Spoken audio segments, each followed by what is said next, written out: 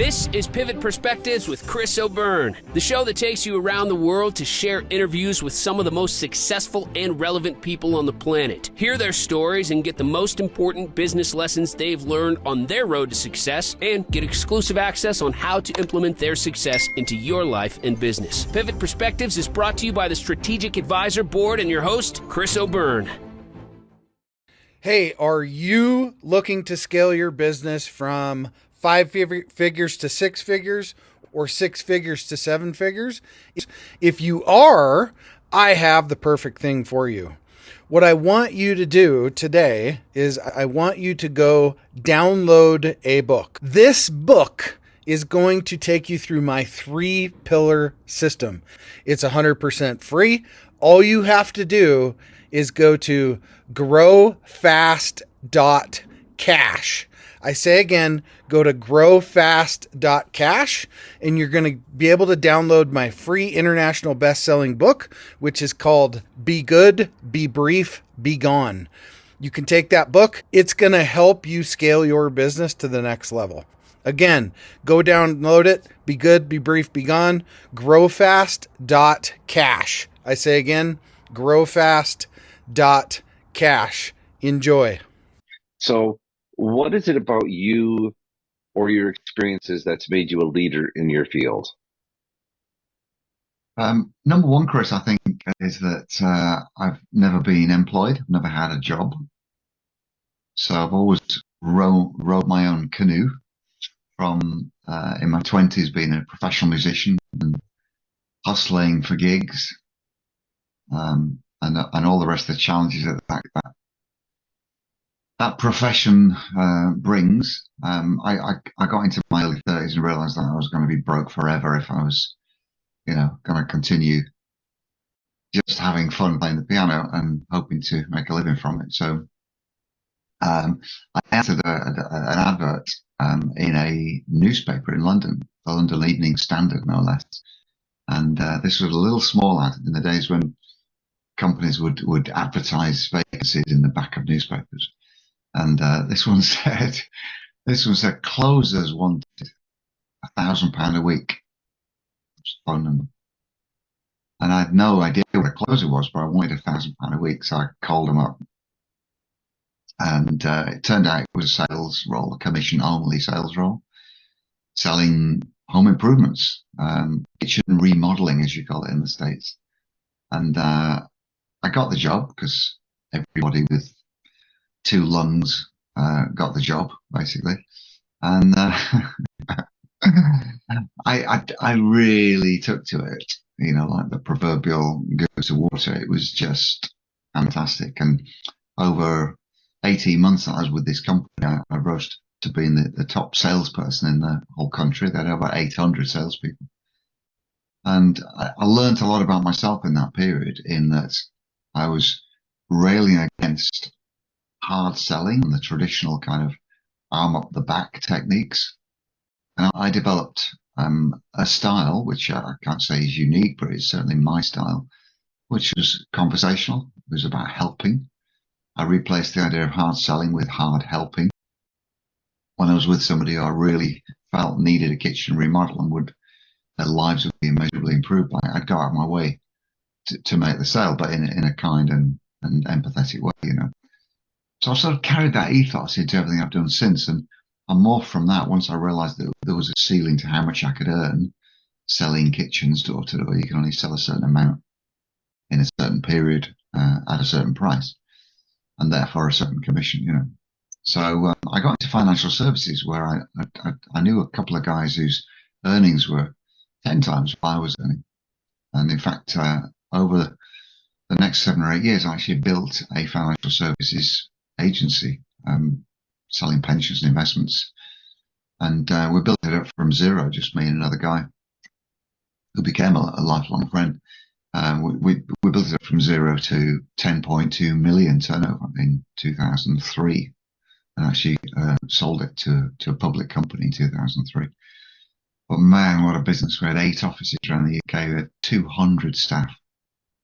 And that was the killer. That's why we sold it, because I just got exhausted dealing with personnel issues I thought, oh my goodness, this is a hard way to bring 10 million a year into a business. And not only that, but because of the huge costs and infrastructure, we were making less than a million a year, maybe 900,000 was the clear profit. And it was just too hard, too difficult a way to earn 800,000. So after I sold the business, I just kind of fell into consultancy. I hate the term, but business coaching. It just sounds so vague, doesn't it, in general?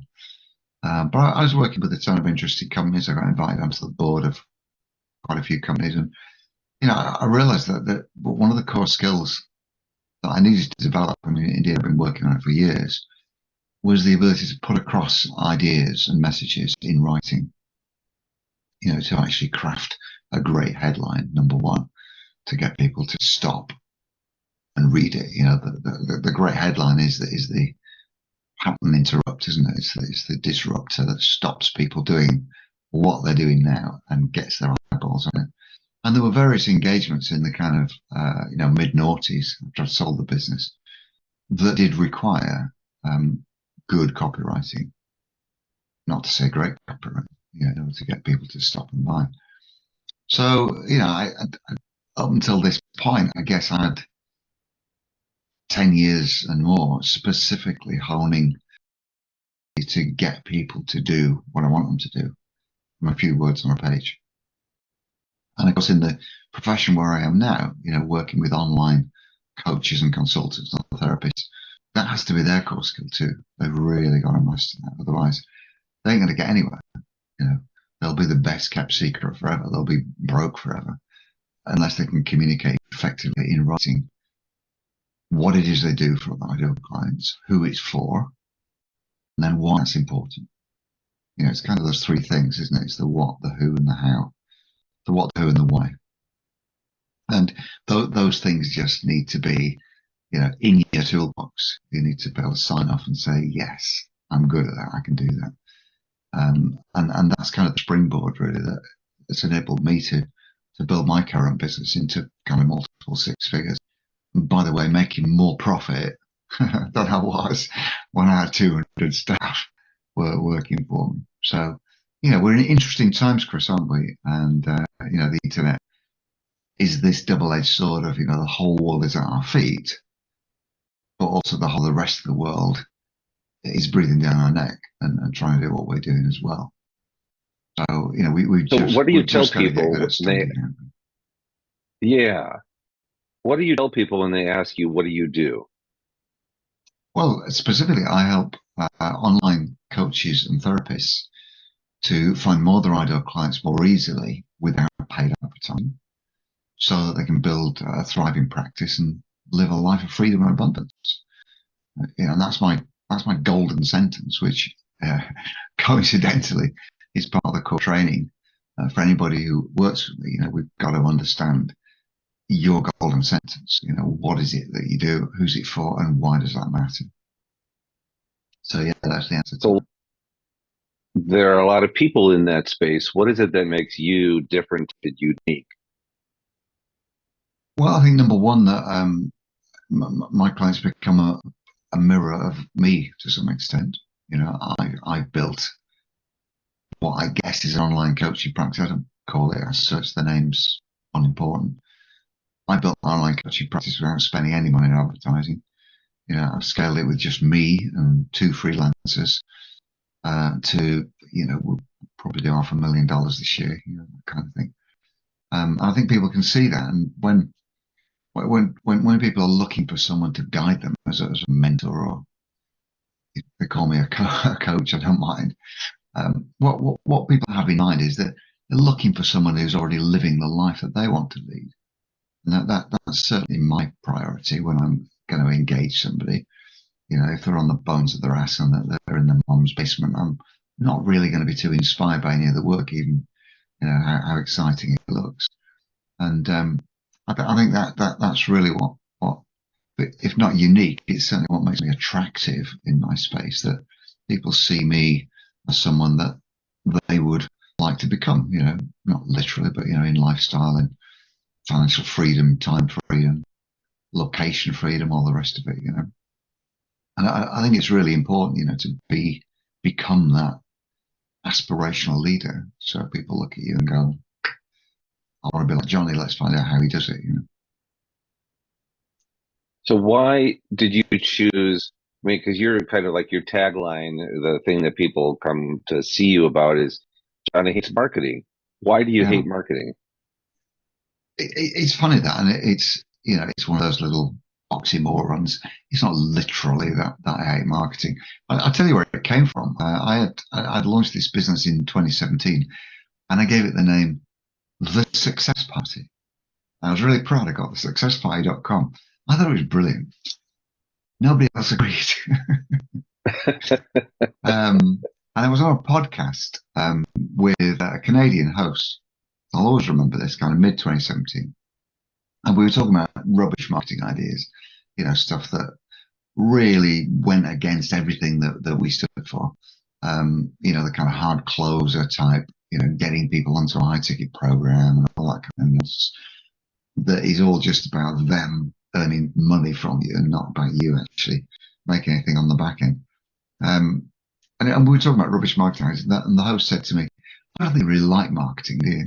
I said, well, not that kind of marketing, no. And he said, spoiler alert, Jonny hates marketing. I just went, again, it sounds really cool. So I like that. And within 6 weeks, I kind of rebranded everything I was doing. It was just serendipity, it was just fortuitous that line came out, hit me between the eyes, and went, that's actually a better name than the Success Party. And I've worn it ever since. Why it seems to work, Chris, is that I think there's a whole group of people in the community, probably the majority, who are highly skilled coaches, mostly life coaches. A lot of them on the kind of woo-woo side of the spectrum, kind of healers and alternative therapists and people like that, who genuinely hate marketing. They just wish they didn't have to do any marketing. They just wish the clients would fall from heaven, like Yes. someone into their lap. And therefore, when I show up going, Jonny hates marketing, they go, so do I. And they click and they join the group. And I would say that's the majority of the people in my group now who I've either got a misunderstanding about what they have to do to market their services, and therefore they come to the conclusion erroneously that it's too much like work, or they've actually tried stuff, that hasn't worked, and therefore they've decided they hate all marketing. What I bring to the table is, a more elegant, simple solution. Fundamentally, Chris, I'm lazy. I'm impatient. I want stuff just to get done. I want to find the easiest route from not having a client to actually having a client. And time after time, we've done this. On live coaching sessions. We've got somebody a client within 24 hours, where they couldn't see a way to find one at all. So I think I've got a rather simplistic way of getting people started, getting people on the pathway to building a real business. Because the other thing about a lot of people in my community is they say they're coaches, say they're therapists, but they haven't got any clients, so therefore it's just an expensive hobby or a wish, or a desire. There's kind of wannabes, and getting people from that point of skills to turning those skills into a real business is kind of what I do, and I think I do it in an empathetic, understanding way rather than slapping them around the face with some awkward funnel that they can't manage, and getting them to spend 10 grand on adverts and things like that, which is just horrible. It's just really disingenuous when they're just kind of taking those baby steps. So I think perhaps in this conversation I might have unearthed one thing that makes me unique, which is I kind of understand where they are, I feel their pain, and I genuinely don't try and sell them something that's too far ahead of where they are today. Right. So why did you choose to work with coaches? Why is that important to you? I love the idea of the trickle down effect, and I guess it's a bit of legacy, a bit of kind of ego, but it really thrills me to see a skilled practitioner, somebody who genuinely can help the people they're trying to help, it thrills me to see them helping people, attracting clients, because there's a trickle-down effect on my work. If I've helped them to find 4 new clients this month, that's 4 people they've helped who might well have been floundering forever with the challenges that they're facing. You know, and a lot of people in my community work with people who are, you know, seriously debilitated by a condition, either anxiety or addiction or stress or PTSD or any of those things which just lay people low. And their ability to turn that around in people's lives is limited by their ability to market themselves, because they can't attract any clients. They're not going to help anyone. So I think that's one reason, that I enjoy seeing my clients thrive, and therefore helping them to heal the world, if you like. Sounds a bit airy-fairy. But the other part of why I like working with coaches is that, I put all this together for myself.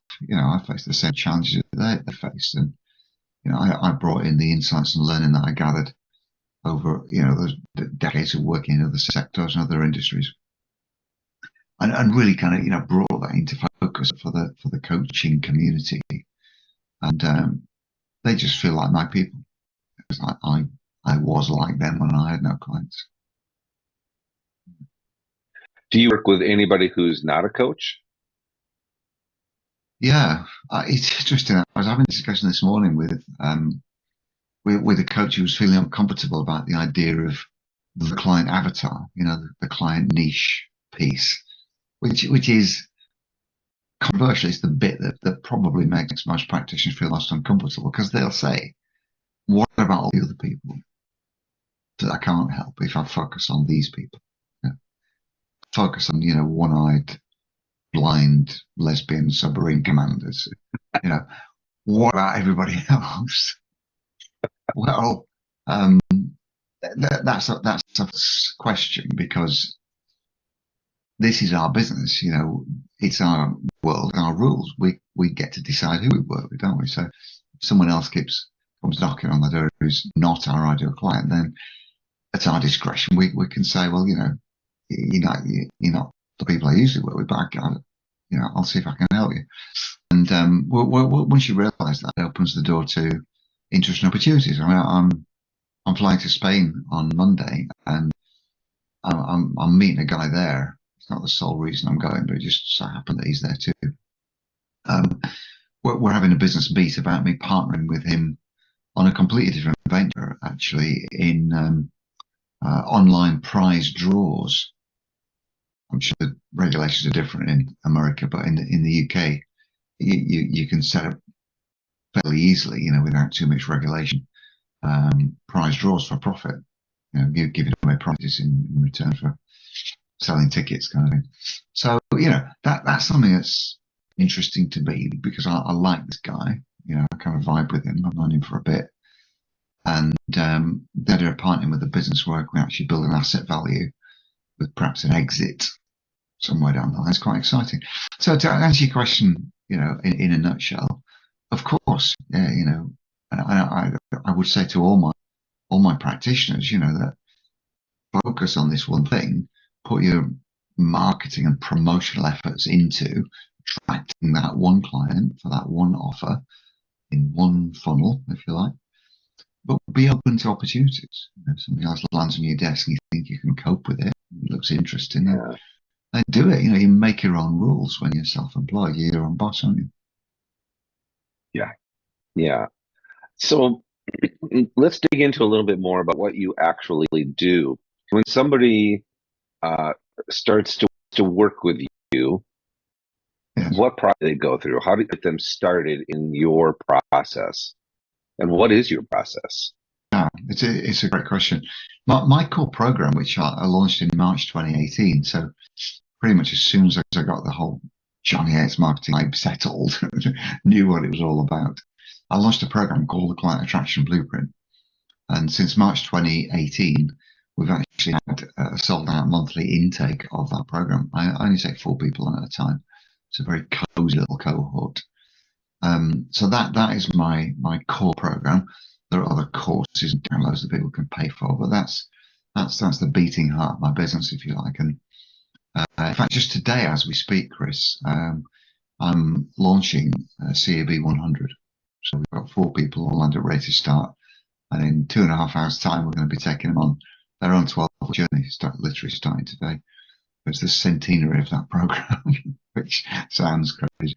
But that program starts on week 1 with an understanding of who they really are. We use a tool called the Ikigai, which you've probably heard of. It's a Japanese tool.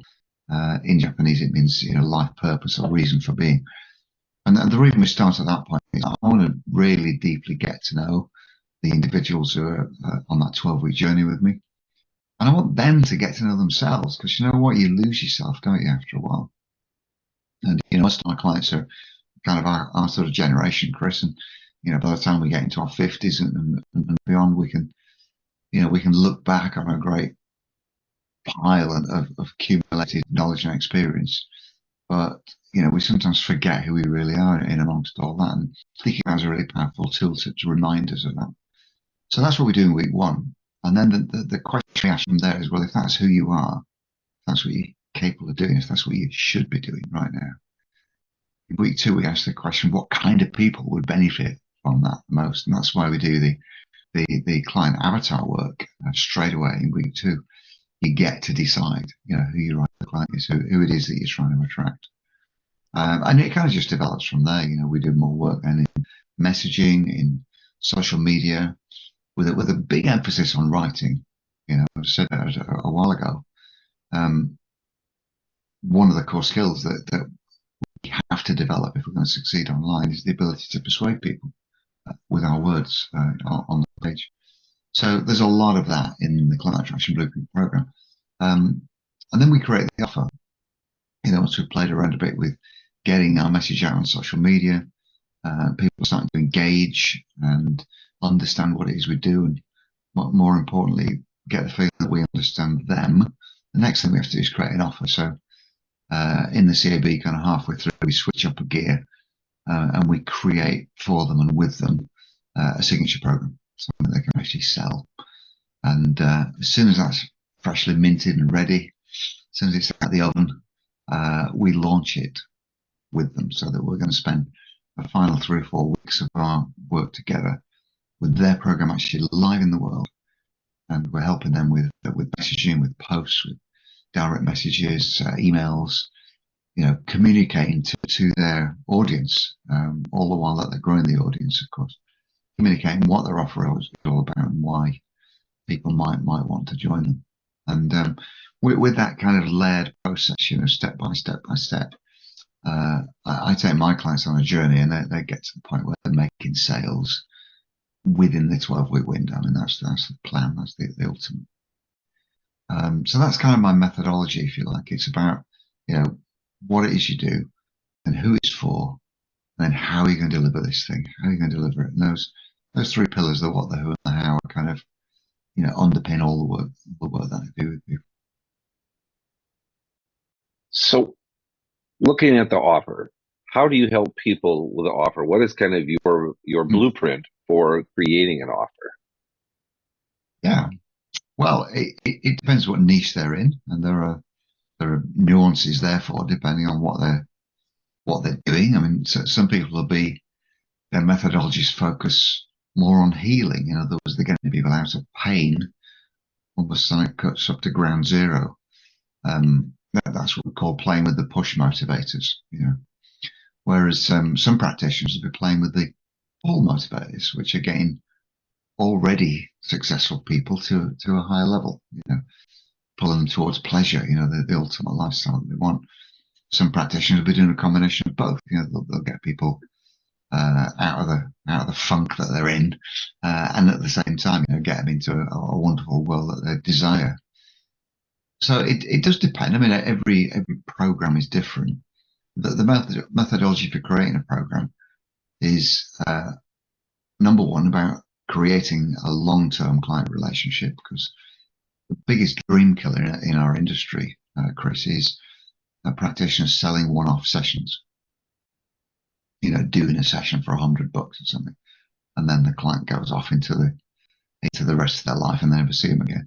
That's a really hard way to build a business, isn't it? Because you need lots and lots to make that work. And even if it works, even if you get back to back one-off clients, you're not going to earn terrific amounts of money. You're going to run out of time before you run out of ambition, probably. So the starting point for the offer has to be, okay, how can we build a long-term relationship? Even though you might be a therapist who can heal people like that, rapid transformational therapy and all that kind of stuff. And with that in mind, we help our clients to build programs, I guess, from 8 weeks to 12 months. And if that's the starting point, we then say, well, what will that journey look like? What is the transformation from before they join the program to after they join the program? Before we start putting any meat on the bones, we've got to get those core concepts in place. Why would anybody want to do this? What are you going to be saying to somebody at day one? In the form of a sentence that goes, well, look, if together for 12 weeks, you will achieve this, you will get this, this is what will happen, And you have to be able to express that and be clear on what the objective is. And then the program kind of builds itself for most people, because they've learned stuff, they've learned skills, they've learned how to help people. And all they've got to do is spoon feed that help, if you like, that transformation into stages over the period they're going to be working with their clients. And the more logically you make that progress, the more kind of milestones you can build into it, the more your clients are going to be engaged with it, the more they're going to stick around and do it. And the other thing about long-term engagements, of course, is it gives you, as a practitioner, a bit of freedom if you need to payment plans. If someone's going to work with you for 12 weeks, there isn't too much of a risk of spreading the payments over those 12 weeks. And therefore you kind of open your shop to more people. People can't afford to pay you in one go. You can help them with it. You can be a bit creative with financing. So there's quite a lot to it, but we spend a couple of weeks in the middle of my CAB program helping them to build that offer and create that offer, so that by the end of it they're comfortable with it and they're comfortable talking to other people about it. I like that. That's good, nice and thorough, which it needs to be. Really, yeah. Do you have any? Yeah. Do you have any quick tips or tricks that people can use when they're, because some people will be creating an offer or creating a new offer. Others already have an offer, but they know it could be better. Yeah, it is a quick tip, which will sound really smart ass. The offers that fail are the offers which seem optional to the potential client. You've got to make your offer irresistible.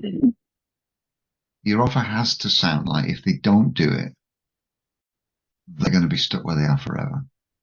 And terrible things are going to happen to them in the future. They've got to get that feeling that it's absolutely essential.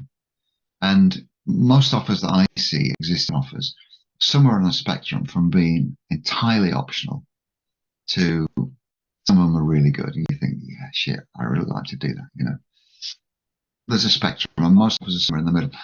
At the extreme end of entirely optional, I'll give you an example. There's a friend of mine, a guy who's been in my group for years, he's a lovely guy.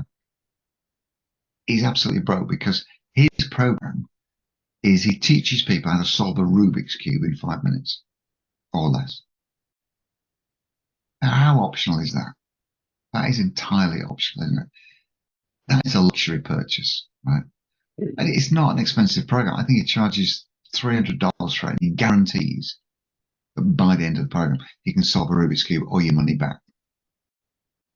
So what? I don't really want to solve a Rubik's Cube, right? It doesn't really freaking matter, does it? And he does all these YouTube videos where he's doing it behind his back, that kind of thing. Ta-da! People are going, yeah, great. Well done. Whereas, if you build a program and you're building a money back guarantee that says, over the next 6 months, I'm going to get you from where you are in your business to a guaranteed $10,000 a month. And if you haven't had at least one $10,000 revenue month, I'll give you your money back. Sounds irresistible, doesn't it? I have a client who's that, but quite successful. and he's never given anybody their money back. He's in court every week, but no, he's very successful. So that sounds irresistible. And other examples of that are things where people are in a really dire situation with their mental health, PTSD or something like that, and over the next 3 months, you'll get to the point where you never lose a night's sleep over PTSD again. Guarantee you'll be sleeping 8 hours a night. You were waking up in the morning raring to go. And if you're talking to someone who's so debilitated with PTSD, they can't even get out of bed, let alone do anything useful with their lives, they can see that as something essential, aren't they? Something irresistible, if they believe it. So I said I don't want to sound too smart or too glib about it, but so much work that I see being done is to some extent or other optional, whereas it needs to look and feel irresistible to people who might want to buy it. Yeah, and I didn't find that glib at all. It really is something that people can easily miss because they're so focused on what they're going to do because they feel like, oh, I've made it. I figured it out, and now I can just jump in. And if the first reaction from a friendly critic is, so what? Looking to grow your business beyond 5 figures, 6 figures, 7 figures plus, what I want you to do is go download this book. The title is called Be Good, Be Brief, Be Gone. It will help you grow your business past 5, 6, and 7 figure. Go download the book today, growfast.cash. I say again, growfast.cash, and download the book for absolutely free. Yeah. From your wide audience. So what? You've done that great. And, people can't feel like that and buy your program. That's two completely different concepts. In order to buy your program, they've got to go, wow, you can do that. That's amazing. Yeah. So have you read the book 100 Million Offers by Alex Hormozy? I have. Full disclosure. So guilty pleasure. I was watching Alex on YouTube this morning with one of his latest lectures. In fact, I soaked up the record-breaking webinar that he did. You see that? He had a webinar with 100,000 people live watching the webinar. That guy walks the walk. He really does. He does. Oh my goodness. So based on that book or his ideas, it's like an anti-tip. Is there anything in there that you didn't agree with? I think those gurus, and Alex is undoubtedly a guru. There's no there's no bad side to that in the way that I say it. Some people are kind of gurus, but Moses is clearly, the real deal. The problem with following people like that too closely is that oftentimes they're too far ahead of where you are today. Yeah. And that's the kind of anti-marketing idea there, that stuff that works for them. And if you know anything about Moses, you'll know that he has a portfolio of multi-million-dollar businesses that he's bought into. Most people are not in that position.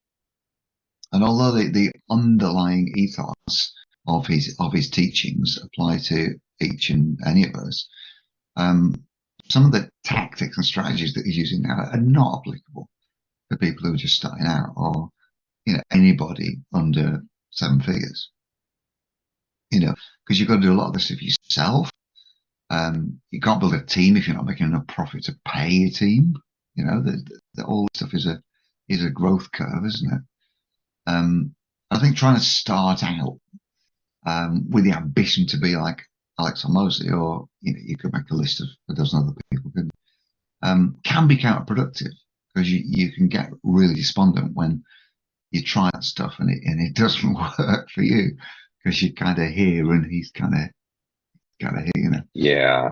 So that's kind of it. And I think the position I'm in now, although I guess I'm a few steps ahead of the people in my community, that they can still see that I'm doing the stuff that they need to do on a daily basis, and therefore I can spoon feed it to them. And as I learn something new, I mean, this year we've all had to learn AI, haven't we, for example. So, I'm bringing useful AI into my client work now because I've tried it like this month and it works. And I go, okay, why don't you try this? And a couple of other things that I've started doing this year for the first time. And I'm now teaching my clients to do it because I've proven it works and I know it'll work for them as well. So that's the answer to your question. Don't look up too far because some of these guys are doing things that are really not applicable to your business right now. That is good advice. Yeah, absolutely. So then part of what you're about is getting clients without advertising. So what is kind of at the heart of how somebody gets a client without advertising?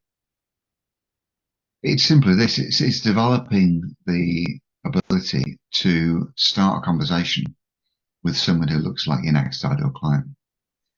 And we've all got that in us. I would say to any starter coach, if I had a challenge today, somebody said to me, I need a client by the weekend. Probably a bit late. Weekend, but I need a client by next weekend. I'd say, well, here's what to do, right? Around your Facebook friends network, in your LinkedIn network, your Instagram connections, followers, just find one person who looks like your next client and tap on the shoulder and say, I saw your post, or I saw your comment, or feel your pain, or something like that. I might have an idea. Might be able to help. Let's jump on a quick call, see if I can share anything useful. Now, you've got the ability to do that before you actually build any kind of business, So before you spend one brass dime on advertising, we've all got the ability to do that. And everything that I teach just simply creates a supporting infrastructure in social media, so that you've got a steady supply of those people who are always popping their heads above the parapet. So you can just say, hey, I might be able to help. Let's jump on a quick call. And your ability to do that, your desire to do that, to overcome the fear of doing that, if there is a thing, that's what's going to get your business going and going to sustain your business. And you can easily do the maths on it. You can reverse engineer the idea that if you want to earn 50 grand this year, then that's like 4 grand a month, round figures. You've got a program that you're charging a grand for. You've got to find 4 clients a month. If your conversion rate on sales calls is 40%, you've probably got to get 10 sales calls in a month. That's 1 every 2 days, right? If your conversion rate from asking someone to a sales call to actually having a sales call is 50%, then you've got to ask 1 person a day onto a sales call, and you've made 50 grand this year. It's as bleeding simple as that, isn't it, really? And the only thing that stops people doing that, well, 2 things. One is that they literally can't find anybody to ask on a sales call, which I still find incredible, right? And secondly, they're too scared to do it. Maybe there's a third one, that they're actually rubbish on the sales calls. They actually blow the sales calls. So that's something that we can, we can tweak and help them with. But Chris, this business is easier than people make out. And I challenge anyone who's earning less than 50 grand a year from this business to just consider those principles. Just find someone who looks like your next ideal client, invite them into a video conversation. And some of those people will say yes, and you'll make some money. So when you're doing this, when you're reaching out to people, how important is it that you have like a level of influence or visibility or seen as a thought leader? How important is it to build that up before or when you're talking to people? Well, I would say concurrently with, because, my golden mantra is Chris, that nothing has to happen first. If you're setting out to build a business, the very definition of a business is that you've got some customers, right? Otherwise, it's just an idea, isn't it? Right? So why not set out to get customers first and concurrently with everything else that you're building around it? And, that idea of just tapping someone on the shoulder and saying, I may be able to help, they probably don't know who you are. But if you've got a nice banner on your Facebook profile, for example, your LinkedIn banner looks the same, and it says a few keywords about who you help and why, people will start to accept your invitations for sales calls. You'll be in conversation. You don't have to have, a whole kind of library or back catalogue of blogs and posts and information and even case studies. All that stuff helps and that builds momentum. But you can get started with just a conversation in a pub, can't you? Barroom conversation. Yeah. You can get started in a networking meeting or somebody who doesn't know you from Adam or Eve, and you can just say, this is what I do. I might be able to help you. Let's have a chat. And then they go, yeah, okay. And then it's your ability to perform in that conversation that will dictate whether they become a client or not. But it's a good question, Chris, because I think this speaks to the malaise across our profession, which is once I get my website built, everything will be great. Once I get 1,000 people in a Facebook group, it'll be brilliant. Once I've done these 10 free workshops, well, here's a good one. Once I get my podcast launched, I'm launching my podcast on June the 3rd. It's going to be amazing. Oh, hang on, it's 7 months to June 3rd. What are you going to do for money? Nothing has to happen first is the mantra, right? And, I hope this is going out in front of the kind of people who benefit from that idea that we've all got it in us today to look around our social media and go, I can help that person. And then just reach out and tell them you can help them and say, okay, let's have a chat. It's that blindingly simple, isn't it? It's that caveman simple, really. Yeah, and I agree. And I think a lot of people fall into that. They say they don't, but they fall into that trap of, once I get this done, or once I get this done. But what they're really doing, they're really just setting it up so that they don't have to perform. They don't have to actually talk to somebody. Absolutely, they're setting it up so they don't have to perform. I'm going to use that. That's a good framing. Awesome.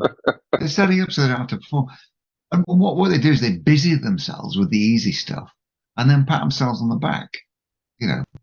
New logo. Yes. Why? What's wrong with the old logo? Look at my business card. Yeah, nobody's seen the old logo. What's the point of doing a new logo, right? It's just for yourself, that is. That's just insanity personified, And somebody asked me this question a while back on a podcast talk, if you had to start again, what would you do? I just decided I wanted to help, and I'd find someone. Probably rock up at a breakfast meeting, much though I hate those things because the breakfasts are always horrible. And I just look around the room and I just say, hey, what are you working on at the moment? What's your biggest challenge in life right now? And I'd inevitably just say, I can probably help you with that. Let's have a chat. And they'd go, yeah, okay. Or 1 out of 2 would say, yeah, okay. That's what you do, isn't it, to start your business or to restart a business? So at this stage in your business, you've been doing this for a while. What kind of results are people getting from working with you? It's mixed, as it always will be, and that this might sound blindingly honest at this point, but not everybody gets the results that they were seeking. They might get the results they were kind of expecting, or the results that they deserve. I think everyone gets results in line with the effort that they make, don't they? And I'm not here to live their life for them or to live their business for them. It's their business. All I can do is lay out in front of them a series of simple principles, strategies and tactics that I know work in any niche, with any client avatar. But it's up to them to put it in practice. So I'm going to say probably 40% of the people who join my program get on with it straight away and get the results they want straight away. There's probably another 40% who get the results on a deferred basis at some point down the line. And I know that because I stay in touch with them. I'm pretty good at tapping people up 6 months down the line. How's it going? What's happening? I've done that 3 or 4 times today already. And then there's probably 20% of people who don't do any of it. But you know what? Of that 100%, pretty much all of them are satisfied. They're all happy with the relationship we've had. They're all happy with the work that we've done together. And also things like, I've got so much clarity.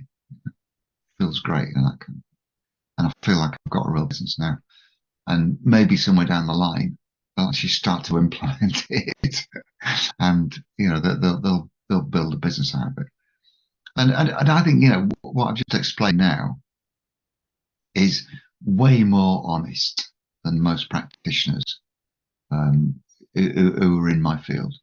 Because what they'll do is they'll put together a show reel of all the people who've made loads and loads of money out of it, and they'll make out that that's like their typical client. Whereas it's just a highlight reel. They're just top slicing, probably the top people they work with, who are probably going to be successful anyway. Yeah, I mean, there's a whole bunch of people who can make their own success, and they just need a little help and a little hand up. So, nothing works for everybody all the time. And, all we can do as practitioners in my profession is, lay out some simple, honest truths and strategies that are going to work more often than not. But it's a partnership, isn't it, with your clients, and the clients are the more important partner, really. Those 20%, the people who don't really see results, is it because they're just getting in their own way? They're simply not doing what they should be doing? It's probably because they need a little bit more on the kind of mindset and mental blocks and that kind of thing. Yeah. And full disclosure, I'm not particularly big on that. I work better with people who go, bring it on. I'm ready, that kind of thing, and mean it. Yeah. And clear the decks and get on with it. And it's not that we don't make any effort. I team up with a number of mindset specialists, people who are good at unpacking head trash and that kind of thing. And in fact, I'm just about to do a big launch next week about a new partnership that I've developed with one of my former clients, one of my CAB clients, and she's trademarked head trash as a concept, and she's built a whole modality, a whole kind of dynamic around clearing people's mental blocks so they can actually start making money. And I think that's going to make some big inroads into really, helping that 20% of people start to do it now. I think deferment of success seems to be a kind of thing. But people believe that they can be successful at some indeterminate point in the future when this happens and this happens and this happens. Whereas in fact, whatever success means to them, they could achieve that success much more quickly if only they got on with it, right, and did the stuff that we show them. The stuff that's always going to work if you do it. Yeah, I'm glad you brought that I'm being up. disarmingly honest at this point, aren't I? Which is exactly what I wanted. It's beautiful. I'm glad you brought up that point about that partnership. I think that's something that people don't realize in the beginning, that they just think in terms of, okay, I'm going to do my work, my job. I'm going to coach people to do this. They don't have it in their mindset of, hey, how could I take this relationship to the next level? What is a way that we can partner or JV in some way? And often people fall into it. They've reached some level of success, and somebody else reaches out to them and says, has a proposal. Hey, what do you think about? And you're not even told that this is something that's going to happen. Is that these deals are going to come along, these other opportunities, and how to be prepared for those. Because I know I wasn't, but all of a sudden these things started pouring in, and now it's not even a lack of opportunity. It's a lack of, okay, how do I vet these opportunities? What works for me? What is taking on too much? No, I agree with that. I mean, there's opportunities appear all the time because the internet is full of chances, and outright scammers. People who frame a scam as an opportunity. So you got to have that top level radar on to immediately eliminate and block and delete the rubbish that's out there. But then when things genuinely show up, I think you've got to be open, but you do have to have a kind of process, if you like, a vetting process, just a few criteria that people have got to meet. And I get way more opportunities than I'm prepared to take on. Oftentimes, from clients who see the idea of teaming up with me in the holy grail for them, this paradise opportunity, which is where I market their business and they do all the delivery to their clients. And we go 50-50. And it's like, well, why would I do that? Because, I'm marketing my business. Thank you very much. So, Right. there has to be more than just that. I'm nobody's kind of chief marketing officer, on a percentage. Why would I want to do that? Because I'm doing that in my business owner. Especially for someone who hates marketing. Yeah, exactly. I spent quite a few years doing something which I now realise I don't ever want to do again, which is done for you marketing services. And that was before I landed into this business. People taking me on for a paltry monthly retainer and expecting me to do their business page, do their LinkedIn outreach and all this kind of thing. And then at the end of every week, you have an awkward conversation. How many leads you got this week, Johnny? And all that kind of thing. And it's just a crazy way to work.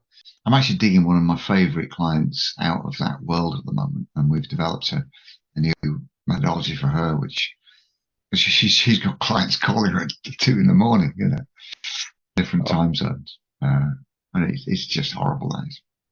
Being anybody's marketing servant is terrible. It is. Yes, I've attempted that myself before. So what are a couple of success stories that you have? This is the fun part where you get to share. I started working with so and so. This is where they were at when they were done with me. This is where they were at. There's dozens of them.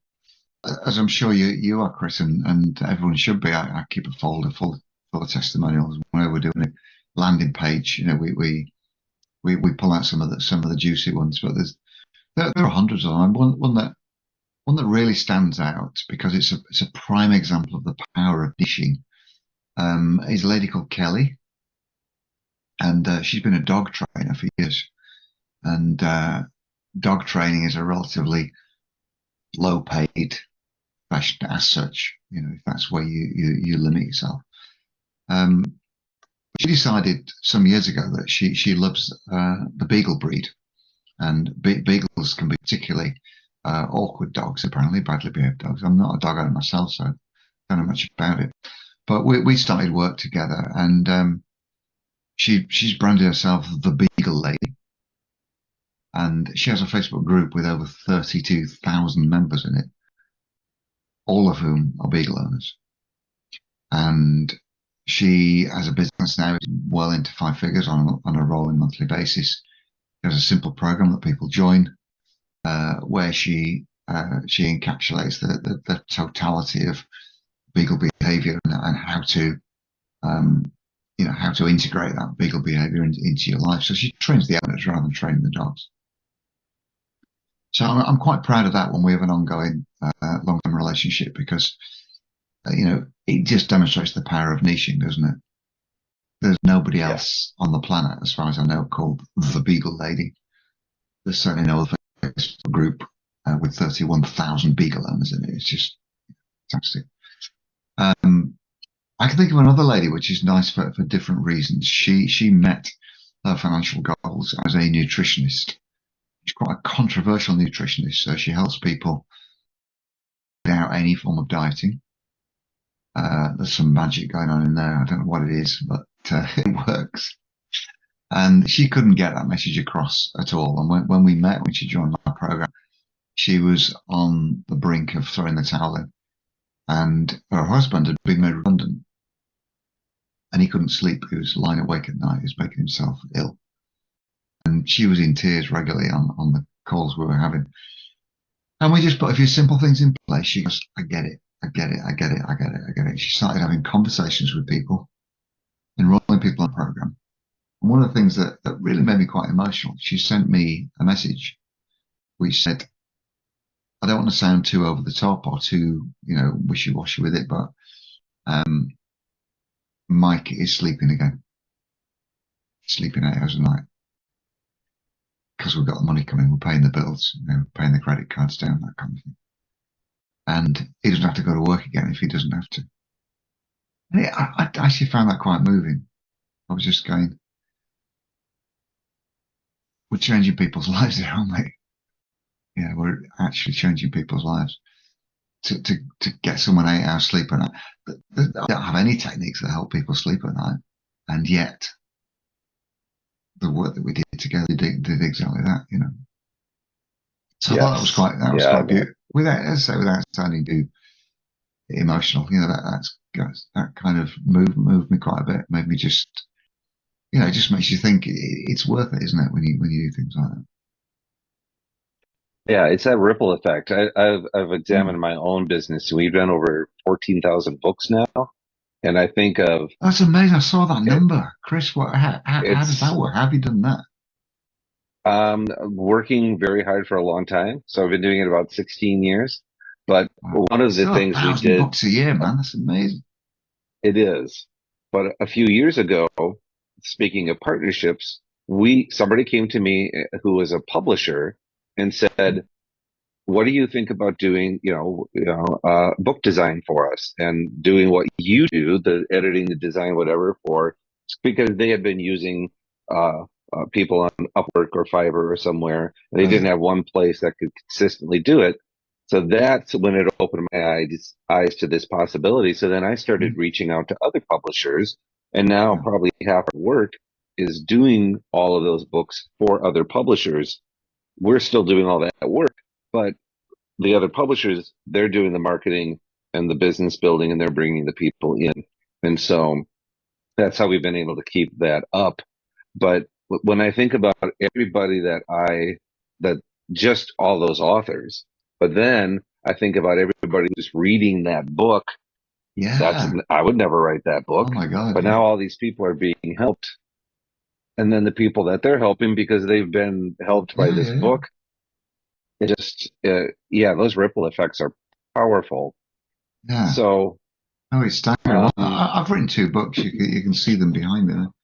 Johnny Hates Marketing and Johnny Hates Selling. I mentioned earlier how lazy I am, and in fact they're compilations of my daily brain tattoos. So I have a daily writing habit, and there's 100 of each there's 100 daily brain tattoos in each of those books. Got it. Yeah. Those see now, and that's the thing with books. It's this undervalued, underpriced way to get a whole lot of really good information from somebody. So in your case, you've done all this work, you created all of this stuff, you've learned, and your experiences driving all of those, and now somebody can literally pick your brain for a paltry amount. I'm looking at it right now. And the States, they can buy your book. Well, if they have Kindle Unlimited, they don't have to pay a thing. Exactly. And if they want to buy the paperback, it's $5.77 for. That must be a second-hand one. That must be a used book. Well, here's the thing I've learned is the list price is $11.37 here. Yeah. But Amazon they get control over your pricing. So if they think they can sell more books, the nice thing is you still get your royalty rate no matter what it sells at. Oh, okay. But I mean, I don't mind that. I mean, I didn't write the book to make money from selling books. It's kind of a heavy business card. All my clients get one in the post, which is one way of setting me apart from other people that might have worked with, I guess. And I'm very generous at spreading them out at my cost because, like you say, people get a feeling what it might be like to work with you when they read your book, don't they? Yeah, and then again, also it builds your influence. It shows people just look upon somebody who has a book at a higher level. It's like absolutely, it's an authority piece, isn't it? It really is. And that's kind of what I've realized lately because I'm in the middle of creating my own offer, a new big offer, which is why I was reading Hormozi's book. And Um, and it's realizing it's an influence game. And if It you can totally is, yeah. demonstrate this level of influence, then when you go to create these relationships, Mm, because I don't do any advertising either, it's relationship build, reaching out and talking to people. yeah, excellent. But so to wrap it up, how does somebody know that they're ready to work with you? Let's say there's a writer and they've been building a copywriting business. How do they know Yes. when they're actually ready to work with you? Well, hopefully they get that essence from both my static content and my dynamic content. And I've defined those two areas so people can easily understand that there is a difference in the two. So static content is banners, headlines, on social media, um, what your website says, above the fold kind of thing that you don't necessarily change every week. And that's the core message. That's the heart of your visual brand. So when people come across my static content, I want them to feel, assuming they're my ideal clients, I want to feel, yeah, Jonny gets me. And more than that, as Seth Godin's framed it, I want them to feel people like them work with me. I want them to feel Yes. people like me work with Jonny. So I want them to see other people like them around about on the basis of my static content, the fact that the group exists. They can see the other people in the group are like them. That's really important. And then the dynamic content is your output. You're writing videos, etc., on a daily basis. What that says, about your brand, about who you are, and about what they can get if they move a few steps closer to you. So it's always all about them, rather than about me. There's very few bits of bio language, as in Jonny Cooper is a best-selling author, that kind of. Nobody gives a monkeys about that, do they? What they want to see is how Jonny Cooper so smart he can help them achieve their dreams. And as I say, the static content does a lot of the heavy lifting if you get it properly in place. Perfect example of this is your LinkedIn headline. Your LinkedIn headline says coaches and therapists find more ideal clients without paid advertising. And then we have a simple outreach strategy where we connect with coaches and therapists. First thing they're going to do is look at the headline. And if it says, that's me, that is, then they'll go accept and they're in your network. So, it's about understanding the power of words on a page, pixels on a page. You can't just put a social profile up there and hope people will work out what it is they can get from you. You've got to make it It has clear. to be congruent.